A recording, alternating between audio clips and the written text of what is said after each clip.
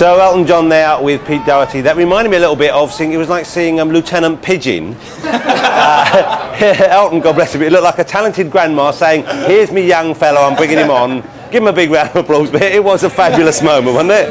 I'm here with Travis, ladies and gentlemen. Of course, we've been chatting a little bit in between about what's going on. What did you think of the opening, fellas? What did you think at the beginning with Sir Paul McCartney and U2? Amazing. I thought they were fantastic. Because you guys are big Beatles fans, of course, aren't you? Absolutely. I think huge. And they were just brilliant. I think they played brilliantly, and it was actually quite, when U2 started playing one especially, it got quite emotional already. Yeah. Don't know what it's going to be like by the end of the show. Kofi Annan was at the side of the stage and he was like bobbing around. It was quite cool. That's good. Kofi Annan, I didn't even know he was here. He snuck in. Well, I hope he had a ticket. Because, you know, we've got to be strict. Yeah. What numbers are you fellas doing? Because you're on about 4:30, I think, is that right? Yeah. We're definitely going to play the Rain song. Why does it always rain on me? Well, hopefully it's not. Everyone's going, look. Yeah. Well, they're not a break in between. They're just going for what we call a comfort break. Yeah. In between Sir Elton and the next band up. So you're going to do Rain and sing. And another song with just one title. One word title. Yeah, okay, there you go. It's very economical. Yeah. That'll be great though, I imagine. Are you going to let any birds loose during your act? No, you've got to learn from stagecraft from U2. They let some birds loose. Everyone got a lump in their throat. I'll tell you what, let a lion loose. See what we actually make. That would be emotional. Let some flies loose. Also, that ties in with Africa rather beautifully, I think.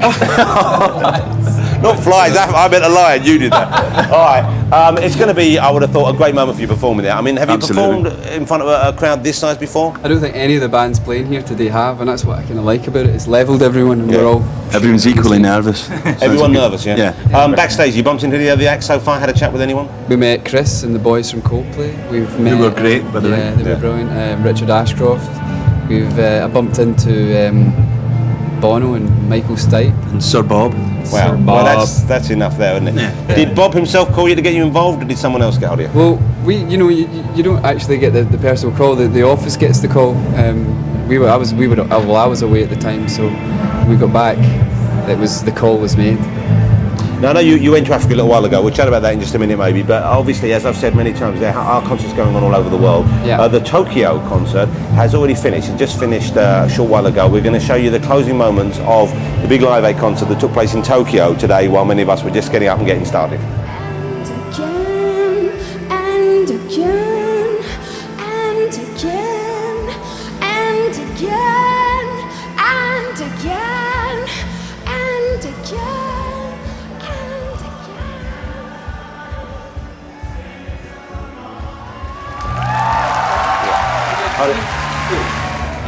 It was just a little taster there, the closing moments of Tokyo with Bjork. It looks like a fantastic gig there as well, of course. Absolutely. I love Bjork. Let's talk to Fran a little bit here. You went to the Sudan recently, I believe. Yeah. And you saw some of the problems that obviously G8 is going to be focusing upon as a result of these concerts there. What were your impressions? What did you come away with?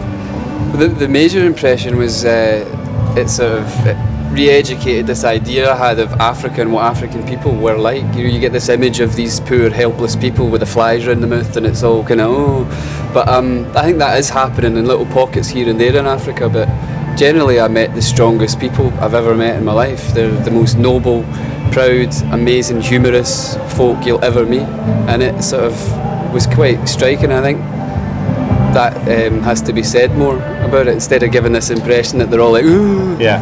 So it's kind of like people who are actually, kind of like us, really. Yeah. But coping with unusual and challenging circumstances in a courageous and human way. Yeah, and I reckon if the shoe was on the other foot, they wouldn't think twice about helping us out.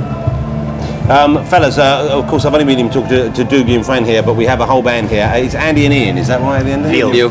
Okay, Neil, I'm sorry. What happened to Ian? Ian's our manager. Ian's our manager. Well, why is he not here? That's my cousin. It is a fabulous thing to be involved in something like this, isn't it? Yeah. I mean, it must be exciting as a band to be given the call. It's great, as Fran said.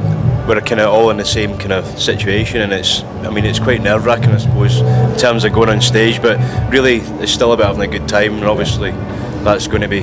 It is as well. That's one of the reasons why we're covering it, of course, is it's a fabulous event, and it's a fabulous party in a park here. Outside, obviously, if you're standing in the crowd, it's not easy to see the stage necessarily unless you are freakishly tall. And I believe Fern has tracked down one of the most freakishly tall people you could ever hope to see. Oh, Joe has well, let's face him, essentially a circus giant with her. Haven't you, Joe? Who do you have there?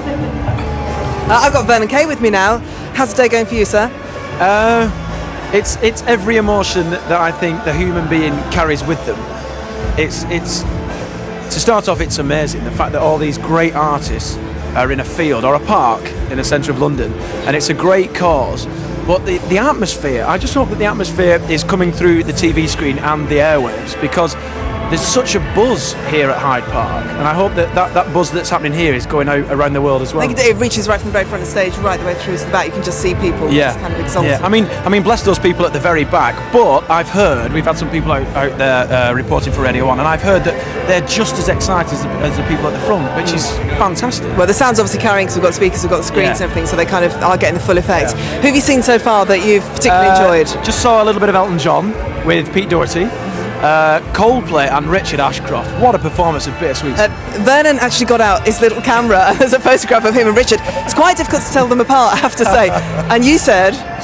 my life is complete now. It really is. You know, I've been a massive Verve fan ever since I saw them in Wigan many years ago.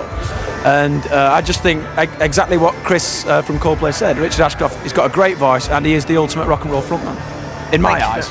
Okay, we're going to go over to the stage now to see exactly what's going on over there. Sorry, it's over in that direction.